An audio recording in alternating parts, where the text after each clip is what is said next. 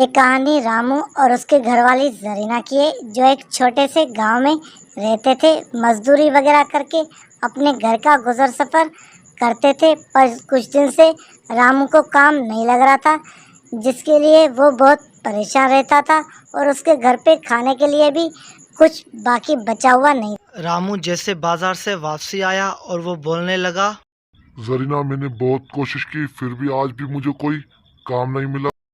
रामू, तुम ये सोचो, अगर हर दिन तुम्हें कोई काम नहीं लगा तो हमारे घर का गुजर सफ़र कैसे चलेगा? कैसे हम अपने घर का खर्चा चलाएंगे? अब तो बस एक ही काम रह गया है कि अपने सेठ के पास एक बार चले जाओ, शायद वो आपकी कुछ मदद कर दें और आपको कुछ काम दे दें, जिससे हमारे पास कुछ पैसा। ठीक है जरीना, मैं कल ही सेठ के पास जाऊंगा, शायद कोई काम हो जाए। दूसरे दिन सुबह को रामलाल सेठ जी के पास काम लेने चला आता है।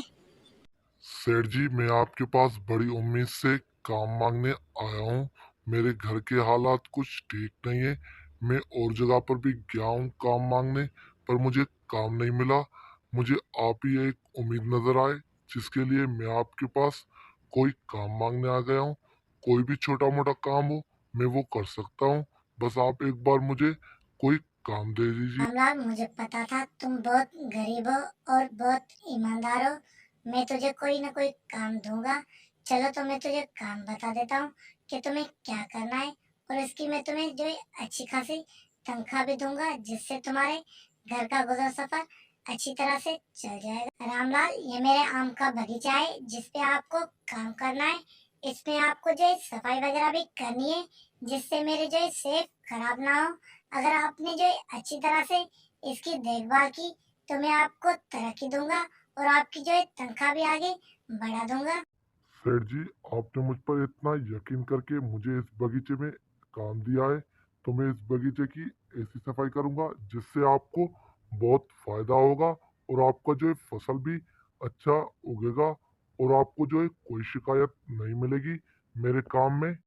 रामू बड़ा ही खुश होके जरीना के पास चला आता है, उसे बताता है कि मुझे काम मिल गया। जरीना, सेठ जी ने मुझे काम दे दिया है और वो मुझे अच्छी तनख्वाह देंगे, जिससे हमारे घर का चरखा अच्छी तरह से चल जाएगा। अब हमारे खुशी के दिन आ गए। और वो दोनों बड़े ही खुश हो जाते हैं। रामू, मैं कहती थी ना, सेठ जी के पास जाओ, वो अच्छे हैं, वो हमें कोई ना कोई काम देंगे या हमारी थोड़ी बहुत मदद कर लेंगे। रामू जैसे ही पहले दिन बगीचे में काम के लिए आता है और देखता है कि सारे सेब नीचे पड़े हुए हैं और बगीचे की बहुत बुरी हालत है, वो देखकर बहुत परेशान हो जाता है।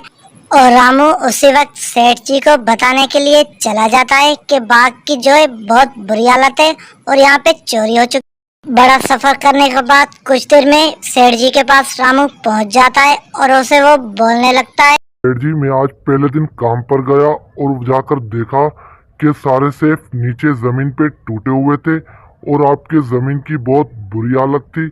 मुझे लगता है यहाँ पे चोरी हो चुकी है।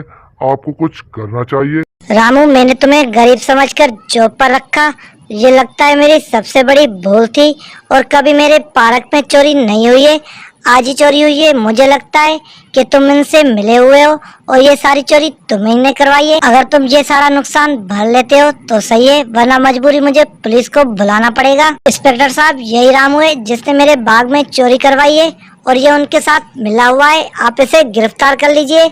आपको जो करना है इसके साथ कर लीजिए, पर मुझे मेरा नुकसान मिल जाना चाहिए। सेठ जी, आप फिक्र मत करो, अगर चोरी इसने की है तो मैं इसका मुंह खुलवा के रहूंगा, क्योंकि मैंने अच्छे अच्छे मुजरिमों से उनका गुनाह कबूल करवाया है। इससे भी मैं सारा गुनाह कबूल करवा के आपका जो नुकसान हो चुका है वो मैं आपको नुकसान लौटा कर दे दूंगा। इंस्पेक्टर रामू को अरेस्ट करके ले जाता है और बोलता है कि मैं इसके साथ थाने जाके पूछताछ करूंगा कि इसके साथ और कौन कौन इसमें शामिल है। रामू, सेठ जी ने तुम पर इतना एहसान किया, तुम्हें जॉब दी और तुम्हारे घर का खर्चा उठाया, तुमने उसी के घर पे जो है डाका डाला, क्यों तुमने उसके बगीचे में चोरी की और उसका नुकसान करवाया? और तुम्हारे साथ और कौन कौन है, सारा कुछ अच्छी तरह से बता दो। मुझे मजबूर मत करो कि मैं तुम पर और ज्यादा सख्ती करूं। इंस्पेक्टर साहब, मैंने आज तक कोई चोरी नहीं की। मैंने आज तक पूरी जिंदगी इज्जत के साथ जिए और आगे भी इज्जत के साथ जीऊँगा। जिसने मुझे नौकरी दी और मेरे घर पे खाना दिया, मैं उसी के घर पे चोरी क्यों करूँगा? जैसे मैं सुबह को जॉब पर गया और मैंने जाकर बगीचे में देखा तो सारे आम टूटे हुए और मैं सेठ जी के पास तुरंत ही चला गया। इंस्पेक्टर साहब, रामू ने आज तक कोई चोरी नहीं की, उसने इज्जत के साथ जिंदगी गुजारी है। प्लीज आप इसे छोड़ दो। इसी ने कभी किसी का बुरा नहीं सोचा, तो ये किसी की चोरी क्यों करेगा? भूखा तो रह सकता है पर किसी की चोरी कभी नहीं कर सकता। जरीना जी, मैं इसे नहीं छोड़ सकता क्योंकि कंप्लेंट सेठ जी ने करवाई है। अगर वो बोल देंगे तो मैं इन्हें छोड़ दूंगा। आप उनसे बात कर लीजिए, अगर वो राजी हो जाते हैं तो मैं इन्हें छोड़ देता हूँ। सेठ जी प्लीज हम गरीबों पर रहम कीजिए और ये कंप्लेन वापस करके आप रामू को आजाद करवा लीजिए, क्योंकि आपने उसे नौकरी दी थी तो अब वो आपके बाग में चोरी क्यों करेगा और वो किसी से मुलविस नहीं है। प्लीज आप उसे जो है एक बार चांस दे दीजिए। ठीक है जरीना, अगर तुम इतना बोल रही हो तो मैं ये कंप्लेंट वापस लेके रामू को आजाद करवा लेता हूँ, पर तुम्हें उसे समझा लेना कि फिर से ऐसी गलती नहीं होनी चाहिए। चले थाने तो मैं वहाँ पे उससे छुड़वा लेता हूँ। सॉरी इंस्पेक्टर साहब, मैंने आपको तकलीफ दी। मैं ये कंप्लेंट वापस लेके रामू को आजाद करवाना चाहता हूँ। मुझे पता है कि वो गरीब है, पर मैं उसे एक बार सबक सिखाना चाहता था कि फिर से वो ऐसी गलती ना करे। अब आप मेहरबानी करके इसे आजाद कर लीजिए और मैं इसे एक बार चांस देना चाहता हूँ। ठीक है सेठ जी, अगर आप ये कंप्लेंट वापस लेना चाहते हैं तो ये तो अच्छी बात है। मुझे भी पता था कि रामू बेकसूर है और आप उसे एक बार चांस देना चाहते हैं, ये बड़ी खुशी की बात है। इंशाल्लाह वो जो इस बार कोई ऐसी गलती नहीं करेगा।